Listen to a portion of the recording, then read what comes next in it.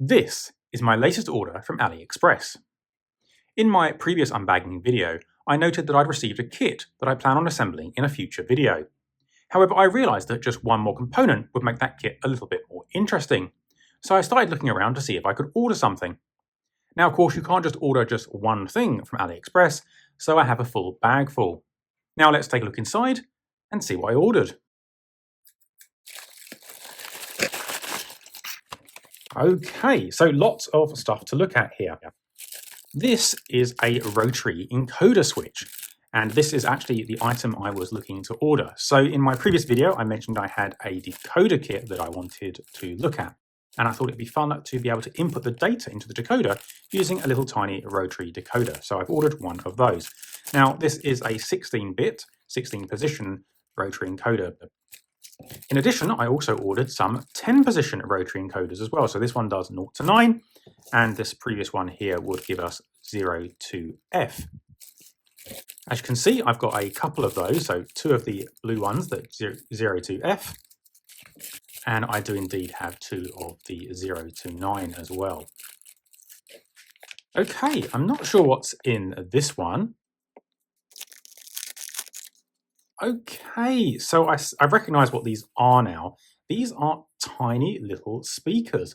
I thought these would be an interesting little thing to include. I thought these looked like really neat little speakers that I could use to add sound to microcontroller projects. So I have a few of those here. This is something I've had in my basket for a little while now. So this is an RGB grid of LEDs. And so this will let me control all of these 64 LEDs in different bright colors. And I thought that'd be a really fun thing to use with various microcontrollers. As you can see, only one pin, 24-bit colors, 64 RGB LEDs. So this is a really nice little thing. So this looked like a fun little project to add for my microcontroller projects. This is a small round display. And as you can see, it's got an SD card reader built in as well, so that's going to be really handy. And I figured I could make some interesting little projects with a circular display unit. Here is a fun little kit to assemble in future. This is a temperature buzzer kit, and so this should be fun for us to assemble. Just another little kit for the channel. And we have another little fun kit here as well. This is a heart-shaped burning lamp kit. Okay, so it's just a flashing LED kit. And this one's heart-shaped. Again, I thought that would be a fun little kit to assemble on the channel. And yet another kit, and this one is an audio level indicator module. And I thought this one was an interesting one because, as you can see here, it's got an inline IC. And that's kind of an unusual thing. So there's only one set of pins on this IC. It's on one side because it's packaged slightly differently. And I just thought that looked fun. So I thought that'd be an interesting project to assemble as well. Okay, so this looks like some kind of flashing LED kit. No surprise with me there, is there? So this is described as a Dream Lantern music box. So that should be an interesting little project as well. Another little kit for a future video. Looks like this one has one of those sound chips in as well. So we'll find out what tune this one actually plays. And another soldering kit. Okay, so this one is a dimming RGB LED kit, and look at the size of these LEDs here, pretty enormous, so that's going to be a lot of fun. So this includes multiple slide switches, and we can put these on here, and we can control the color that is output on this LED board. And that's going to be a really fun little kit to assemble as well. Looks like there's an instruction leaflet with this one as well. Let's take a little peek as we have the kit open. Yes, and there you go. We can see the RGB LEDs and the final assembled kit.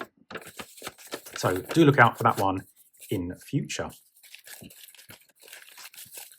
Another kit here, this one is a 16 music sound box module, so that could be interesting. So this has another music chip here, but this one can play a whole variety of different tunes, and I thought that'd be a fun little thing to explore as well.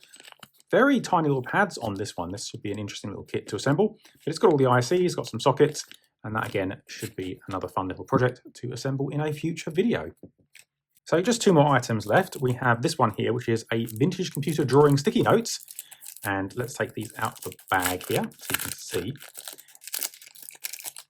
And as you can see, these are little sticky notes and they just look like Microsoft Paint. And I just thought these were just so cute and fun.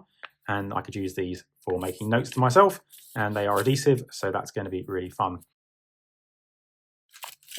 And finally here, this is a UV torch or flashlight.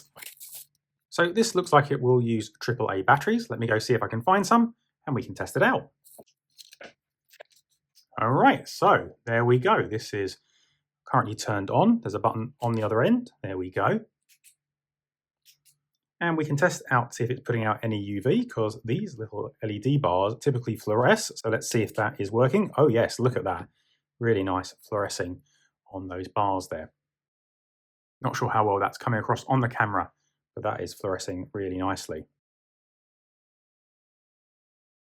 Now, the reason I bought this particular item is you might know I have a thing for Geiger counters, and one of the things that you can use a Geiger counter to measure is uranium glass, and uranium glass fluoresces under UV light. So I thought this would be a neat little thing so I can identify uranium glass more easily when I'm out and about. Although this maybe is a little bit big, there are a couple of different sizes. Maybe I should have bought a smaller one. So altogether, this order was technically for 15 items, although that does include 2 of each of those rotary switches. Together, this collection cost me just £12.08, so less than £1 an item, and that includes 6 kits, that lovely LED display, and that LED array as well. So lots of fun things for future videos and future projects. One of the ways I was able to get that price down quite so low was using bundle deals, and crucially using them on my phone. It turns out in the app you can actually search for products in bundle deals. That's much easier than using the website, and it also allows you to use additional coupons. So I managed to really reduce that price. But do let me know in the comments what items you thought were most interesting and what you'd like to see come up next. But for now, that's all I've got to show you. So I hope you found this video interesting, and I hope to speak to you again soon in the next one.